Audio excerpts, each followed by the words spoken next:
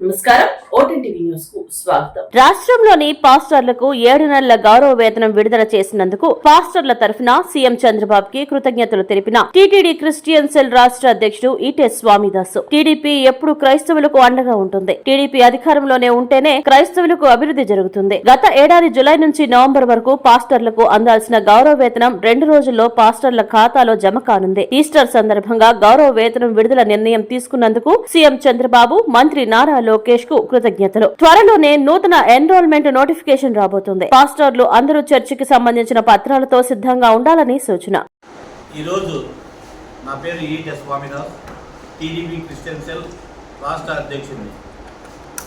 ఈరోజు Christian cell ఆధ్వర్యంలో మన కేశినేని చిన్ని గారి ఆఫీస్లో, ఎంపీ గారి ఆఫీస్లో ప్రెస్ మీట్ పెట్టడానికి కారణం మన ముఖ్యమంత్రి వర్యులు నారా చంద్రబాబు నాయుడు గారు క్రైస్తవులను, పాస్టర్స్ను ప్రేమించి అనేక సంక్షేమ పథకాలు ఈ రోజున ఇవ్వడం జరిగింది.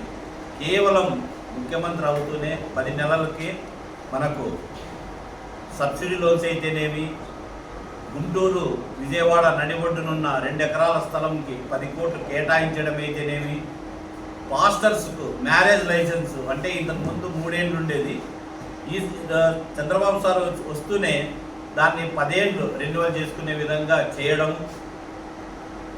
మరి 4వది వచ్చి విదేశీ విద్య.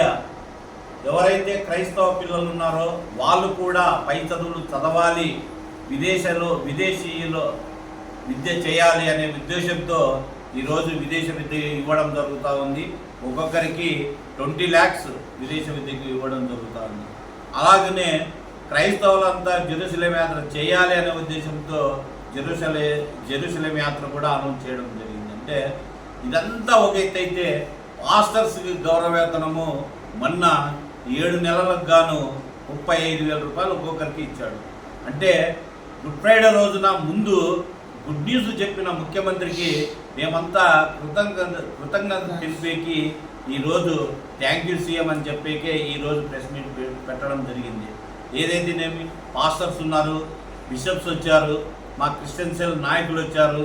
ఈ విధంగా నారా చంద్రబాబు నాయుడు ఇన్ని సంక్షేమ పథకాలు ఇస్తున్నందుకు ఆయనకు కృతజ్ఞతగా ఈ ప్రెస్ మీట్ పెట్టడం జరిగింది. కొంతమంది అంటున్నారు ఏదో పగడాల ప్రవీణ్ని చనిపోతే ఇది గౌరవవేతనం ఇచ్చారని.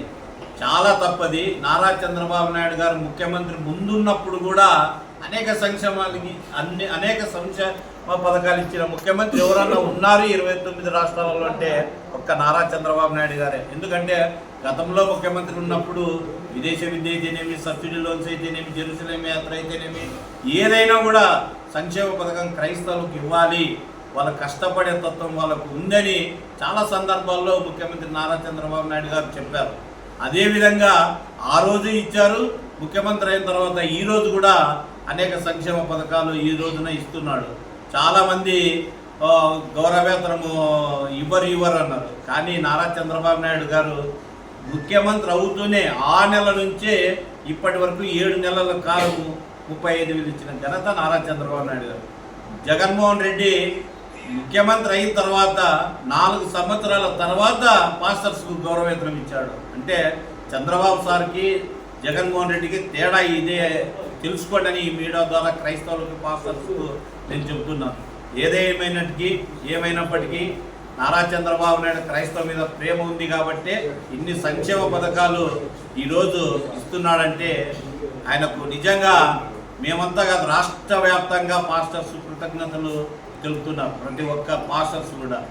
ఏదేమైనా ఈరోజు మన క్రైస్తవుల పట్ల కానీ, పాస్టర్ల పట్ల కానీ నారా చంద్రబాబు నాయుడు గారు ప్రేమ ఉంది అనేదానికి ఇవన్నీ ఇస్తున్నాడు కాబట్టి ఇదే నిదర్శనమని ఈ మీడియా ద్వారా క్రైస్తవులకు నేను చెప్తున్నాను.